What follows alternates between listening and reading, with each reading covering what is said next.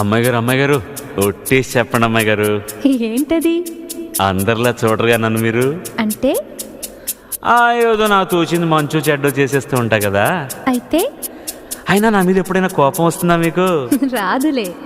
అంటే అంటే నేనంటే నువ్వంటే మీకెంతో నాకెంతో ఇష్టం అన్నమాట. ఇవ్వాలైనా మీరు ఏది అది అమ్మాయి గారు. చెప్పాలి ఏం కావాలో మీరు ఏదో అది అబ్బాయి గారు. నన్నే మెచ్చారు, నేనే నచ్చానన్నారు. తీరా అది అంటే ఇంకా ఏమో ఆలోచిస్తారు.